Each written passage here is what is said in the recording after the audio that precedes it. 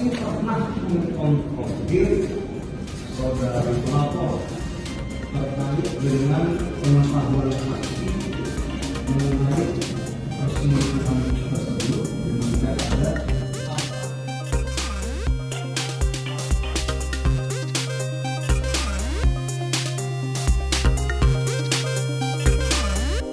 Saya menyampaikan bahwa benar kemarin saya telah mendampingi Marsanda di Pengadilan Negeri Bandung untuk memberikan kesaksian dalam perkara KDRT Arya Kelapot dan Karen. Mungkin teman-teman bingung nih, masyarakat pun bertanya-tanya kenapa saya yang sebelumnya sebagai pengacaranya Karen kemarin mendampingi Marsanda. Sebenarnya lebih ke menemani Marsanda saat memberikan kesaksian di pengadilan. Karena setelah perkara Karen ini, hubungan saya dengan Arya Kelapot, hubungan saya dengan Marsanda itu cukup baik. Kita berteman, kita berhubungan baik, termasuk ke depannya. Saya juga jelaskan terkait hubungan saya dengan Karen. Saya menerima kuasa dan memberi bantuan hukum terhadap Karen dalam perkara KDRT di Polrestabes sama pengeroyokan di Jakarta Selatan. Dan setelah yang di Bandung ini, setelah dinyatakan P21, setelah dilimpahkan ke kejaksaan untuk disidangkan di pengadilan, maka itu sudah kewenangan jaksa. Secara otomatis saya sudah tidak pengacaranya lagi. Secara otomatis saya putus hubungan kuasa antara saya dengan Karen sebagai pengacaranya dan Karen sebagai klien saya. Begitu juga di Jakarta Selatan. Perkaranya sudah di SP3. Sehingga setelah dinyatakan SP3 maka selesai juga hubungan hukum antara saya dengan Karen. Makanya kemarin saya pun mendampingi atau menemani Marsanda di Pengadilan Negeri Bandung ini, tidak ada ikatan dengan siapapun. Dan secara normatif hukum saya berhak, saya tidak ada masalah untuk mendampingi Marsanda atau menemani Marsanda untuk memberikan kesaksian di Pengadilan Negeri Bandung. Karena dia pun hanya saksi di perkara ini. Itu klarifikasi. Ya mungkin hukumannya tidak jadi atau bagaimana. Tapi kan sekali lagi itu kembali lagi kepada kewenangan hakim. Kalau saya melihatnya sebagai orang hukum gitu. Tapi terkait dengan berhak apa enggak si Marsanda membuat pernyataan di persidangan, ya nanti mungkin Mbak Karen yang menjawab itu gitu. Gimana Mbak? Lebih spesifik pertanyaannya. Saya udah nggak bicara sama dia semenjak tahun 2015. Berarti dia tahu dari mana kalau saya mau bunuh diri? Itu kan katanya. Dia bilang sendiri katanya Arya. Katanya siapa? Katanya siapa? Dia kan tidak menyaksikan. Sedangkan persidangan ini adalah persidangan fakta. Fakta berarti kau melihat dan mengalami dan ada di tempat.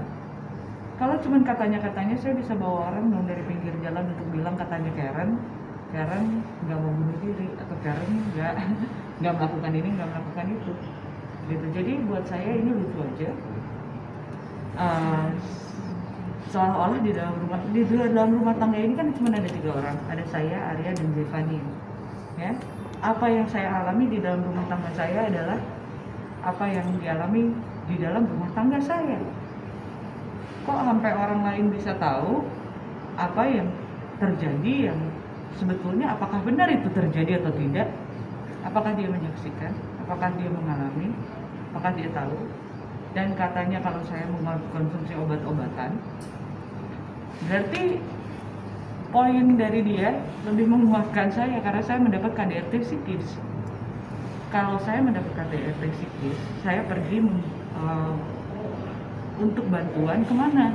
Ke psikolog, ke psikiater, mendapat resep untuk obat yang saya minum supaya saya bisa tenang, saya bisa tidur.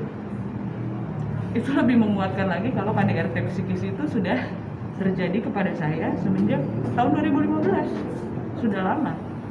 Gak mungkin orang gak depresi pergi ke psikiater. Saya butuh pertolongan. Bukannya Anda juga sama gitu kan, minum obat juga gitu kan, jadi kan pasti Anda lebih mengerti lah gitu. Jadi bukan obat-obatan sembarangan yang dibeli di pasar gelap, saya dapat dari resep dari psikiater gitu loh sama dia. Berarti kan yang berhubungan sama dia terus kan Pak Arya yang cerita terus, berarti yang masih berhubungan terus kan seolah-olah di rumah tangga ini kayak ada 4 orang nih Om. Kok tahu gitu? Kok tahu cerita yang katanya? Kan udah jelas-jelas saksinya yang ada di situ yang merekam kejadian itu adalah orang asisten rumah tangga saya Mbak Tia.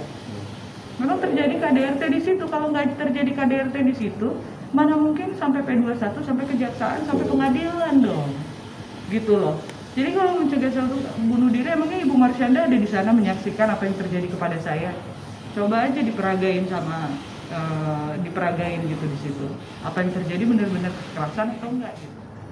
Pansos, berapa pansos, panjat sosial itu apa sih gitu. Saya memang sedang bermasalah dengan hukum, dengan apa yang terjadi adalah ketidakadilan di dalam hidup seseorang, tindak kriminal yang terjadi di dalam kehidupan seseorang. Yang saya punya hak sebagai warga negara untuk melapor apa yang terjadi kepada saya. Dan ketika KDRT itu terjadi, ya, Arya membawa anak saya pergi dari rumah. Perginya kemana? Kan teman-teman tahu. Perginya kemana? Anak saya meninggalnya di mana? Nanti semuanya dibilang fitnah, jangan-jangan nanti lama-lama dibilang anak saya meninggal, fitnah juga lagi. Jadi sekarang saya yakin masyarakat, saya yakin teman-teman di rumah bisa lebih cerdas untuk menilai sebuah kasus. Saya hanya seorang ibu yang kehilangan anak saya dan saya berjuang untuk kebenaran, untuk diri saya sendiri, keadilan untuk diri saya sendiri, untuk kekerasan dalam rumah tangga yang saya terima. Lalu kebenaran, saya berjuang untuk kebenaran apa yang benar-benar terjadi kepada anak saya. Begitu. Mungkin kalau untuk hukum, untuk hukumnya, untuk apa bisa ditanyakan kepada Om Yeni. Pemilik apartemen harus bertanggung jawab. Tiba-tiba kenapa Anda bisa sampai akhirnya ke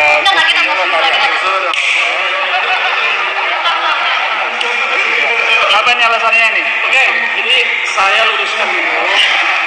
Kenapa hari ini saya ada di sini, ada di pengadilan negeri Bandung.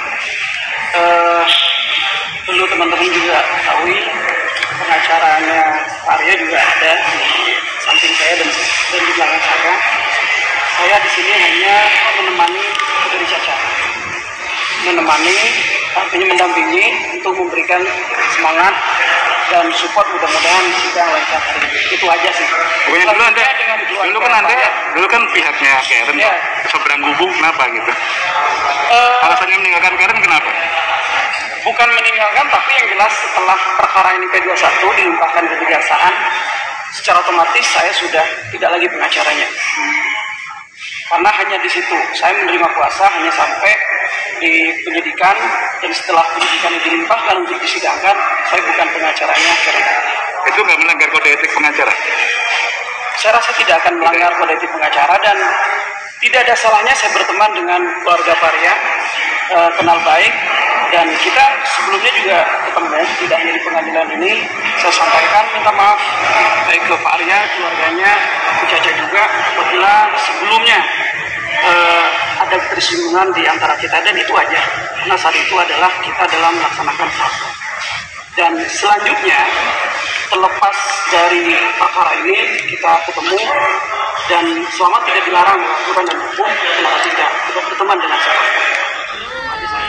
Hari ini saya bersama siapa nih? Caca. Caca. Marsyanda. Dia asalnya lawan saya kemarin. Sekarang kita berteman kan? Sekarang kita berteman. Berteman dulu. Tos dulu dong. Tos dulu. Nah. Coba dulu.